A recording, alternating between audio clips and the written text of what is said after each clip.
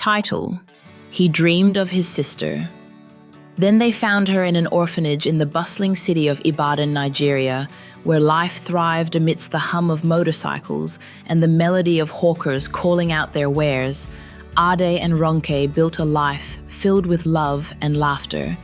Their modest home in a quiet neighborhood brimmed with warmth, joy, and the sound of their children's giggles. Ad, a hard-working engineer, and Ronke, a devoted schoolteacher, shared a bond that had withstood trials and emerged stronger. Their love story was one of resilience, rooted in faith, hope, and an unyielding commitment to their family. The center of their happiness was their twins, Toby and Tara. At 5 years old, they were the heart and soul of the family, their laughter echoing through the house and their bond as twins seemingly unbreakable. Toby, adventurous and spirited, was the louder of the two, always leading the charge in their play. Tara, on the other hand, was more reserved but no less curious about the world around her. Yet, beneath the surface of their idyllic life lay a devastating secret, hidden for years by someone they trusted. One night, Toby startled Ronke awake. His small body shook as he tugged at her sleeve. "Mummy, I saw her!" he exclaimed, his voice filled with excitement. Ronke, still groggy, rubbed her eyes. "Who did you see, Toby?" "My sister," Toby replied earnestly. "She was crying. She said she's waiting for us to bring her home." Ronke's heart ached as she tried to comfort her son. "Tara is your sister, my love. She's right here." Toby shook his head vehemently. "Not Tara. Another sister. Her name is Aisha. She needs us, Mummy." Although Ronke dismissed the dream as a child's vivid imagination, Toby couldn't let it go. Over the following weeks, he often spoke of Aisha. He would draw pictures of her, a little girl with wide eyes and a shy smile, and insist she was waiting for them. At first, Ronke found his attachment to this imaginary sister curious, but as time passed, unease crept into her heart. She shared Toby's dream with Ade, who reassured her it was just a phase. The family often visited a local orphanage attached to the hospital where the twins was born, to donate supplies and spend time with the children. On one of these visits, Toby's dream seemed to come to life. "Mummy, look!" he exclaimed, tugging at Ronke's hand and pointing to a shy little girl sitting in the corner. "It's her! It's Aisha!" Ronke's heart skipped a beat as she looked at the child. Aisha's wide, curious eyes and timid smile stirred something deep within her, a connection she couldn't explain. Ade felt it too, though neither of them could articulate the strange familiarity they sensed. Aisha was quiet but warm, her demeanor endearing. She quickly became Toby's favorite at the orphanage. He would spend hours playing with her, always insisting on visiting more often. Each visit deepened Ronke's attachment to the little girl. "Why don't we adopt her?" Ade suggested one evening over dinner. Ronke smiled at her husband, her heart swelling with love. "That would be wonderful," she replied. But when they approached the orphanage director about adoption, they were met with an unexpected roadblock. "Aisha's file has restrictions," the director explained regretfully. "She's not available for adoption." The news was crushing, but it only strengthened Toby's resolve. "We can't leave her, Mummy," he pleaded. "She's my sister." Life took a harrowing turn on the twins' 5th birthday. A car accident left Tara severely injured, and the family rushed her to the hospital. Tara required an urgent blood transfusion, but a routine test revealed a shocking discrepancy. Her blood type didn't match either Ade's or Ronke's. Confused and alarmed, Ronke requested a DNA test. The results were earth-shattering. Tara was not their biological child. Devastated and desperate for answers, Ronke tested Toby as well. His DNA matched perfectly. This left the family grappling with the unimaginable. What had happened to their biological daughter? The house felt empty without Ade. His work trip had taken him far away, and the silence seemed to amplify the storm brewing in Ronka's heart. The DNA test results weighed heavily on her, a glaring contradiction to the life she thought she knew. Toby's match had been a small relief, but the truth about Tara left her restless, confused, and desperate for answers. One name loomed in her mind: Aunt Bose. Bose had been a pillar of support during the twins' birth. Her calm demeanor and steady hands had given Ronka comfort in her most vulnerable moments. If anyone could explain this impossible situation, it was Bose. Ronka arrived at Bose's house unannounced, her heart pounding. Bose greeted her warmly, but her smile faltered when she saw Ronka's expression. "What's wrong, dear?" Bose asked, her voice tinged with concern. "Everything," Ronka replied, stepping into the house. Her voice trembled, but her resolve was firm. "I need answers, Auntie, about Tara, about my daughter." Bose's face stiffened, her eyes darting away. "What are you talking about?" Ronke placed the DNA results on the table, her voice breaking. "This. Tara is not my biological child. Toby is, but Tara, she isn't ours. You were there when they were born.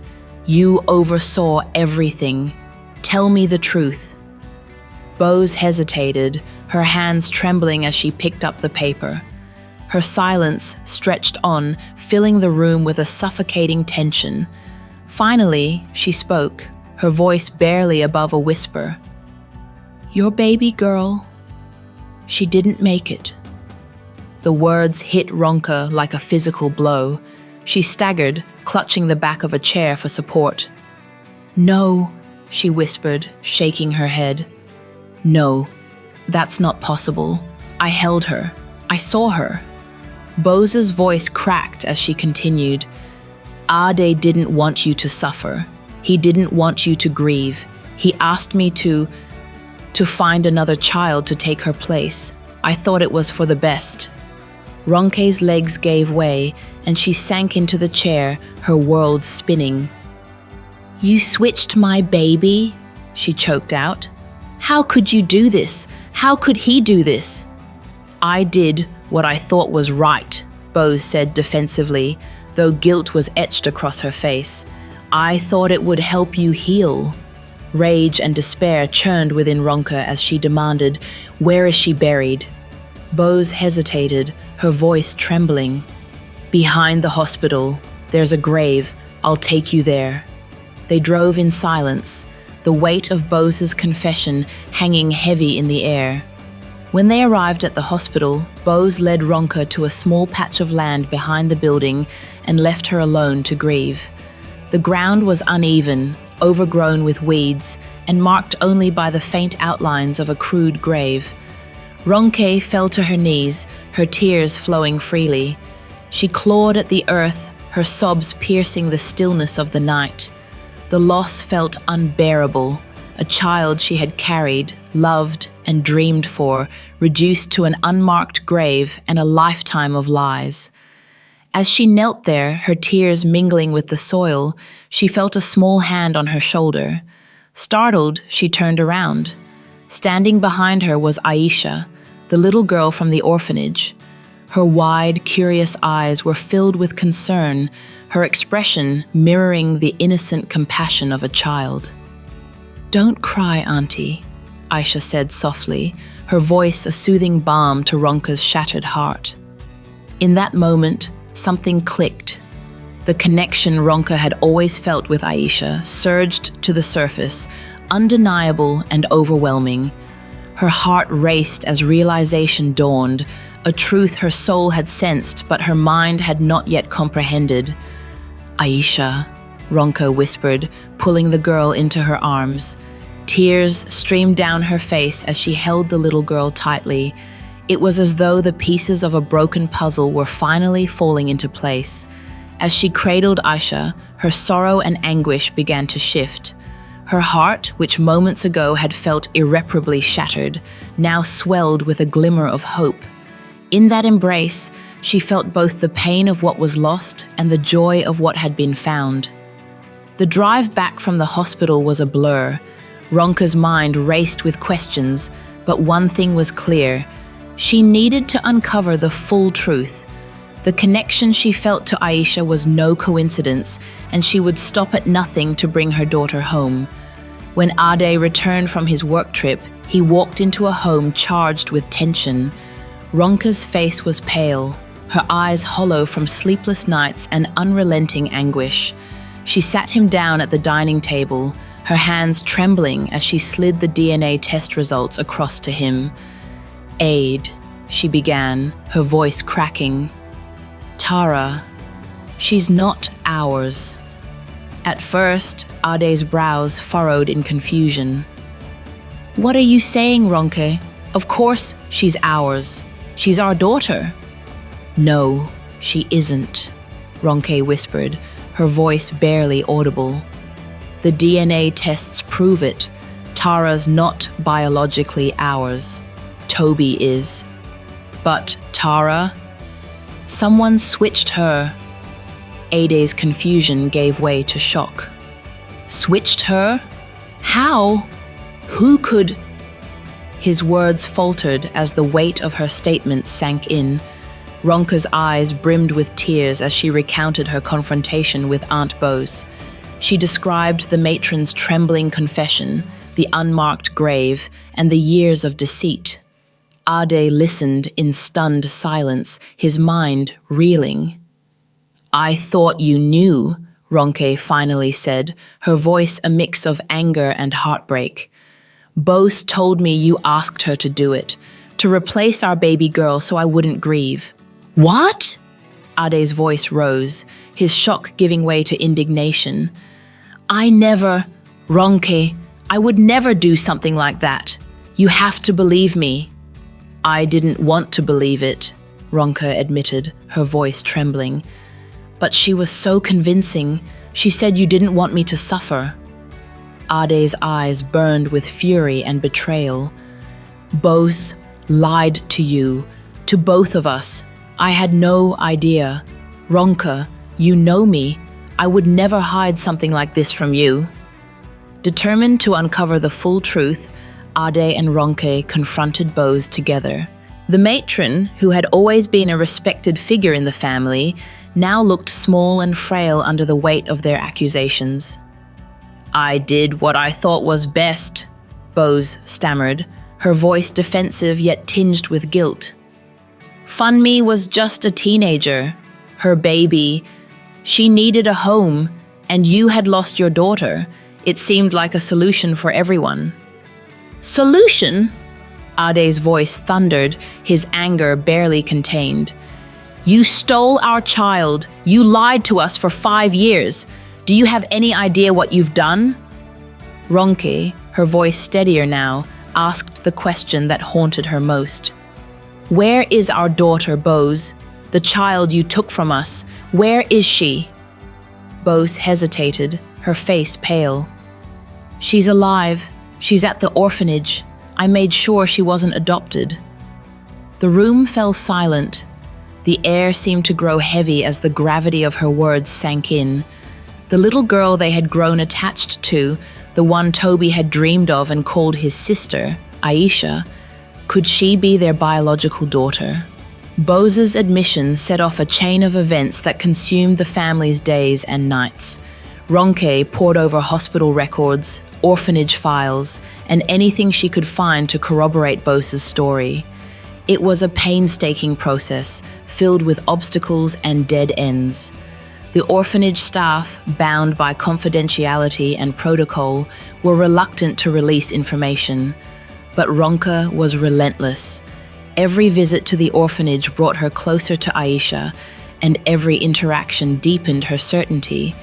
The way Aisha tilted her head when she was curious, the way her eyes sparkled when she laughed, it all felt so achingly familiar. Ade, too, became consumed by the search. He scoured records, questioned staff, and even sought legal advice to navigate the bureaucratic maze. His heart ached as he thought of the years they had lost, the milestones they had missed. Finally, after months of persistence, they found the proof they needed. A DNA test confirmed what their hearts already knew. Aisha was their biological daughter. The day Aisha came home was filled with bittersweet emotion. Ronke knelt before her, holding her small hands. "Aisha," she said softly, her voice trembling with emotion, "you're coming home with us. You're our daughter." Aisha's wide eyes filled with tears. "I am?" she whispered, her voice small and unsure. "Yes, my love," Ronke replied, pulling her into a tight embrace. "You've always been ours." Toby, who had been bouncing with excitement, chimed in, "I told you! She's my sister!" Ad, his eyes glistening with tears, scooped Aisha into his arms. "Welcome home, my princess," he said, his voice thick with emotion. The journey to rebuild their family was not without challenges. Ronke and Ade chose to keep all three children, loving Tara as fiercely as ever. "You'll always be our daughter," Ade assured her. "Nothing will ever change that." Toby and Aisha became inseparable, their bond transcending the years they had spent apart. Tara, too, thrived under the unwavering love of her parents and siblings, and over time, laughter returned to their home. Bose's actions left deep scars, but Ronke and Ade decided against pressing charges. Instead, they focused on healing and moving forward, distancing themselves from the betrayal without letting it define their future. Through patience and an abundance of love, the family found a new rhythm. Their home, once fractured by betrayal, became a sanctuary of healing and hope. Years later, as Ronke watched her children play in the garden, she reflected on their journey. The pain of the past lingered, but it no longer defined them. Instead, their story stood as a testament to the resilience of family and the unyielding power of love. The end. Thanks for watching. Kindly subscribe, like, and share.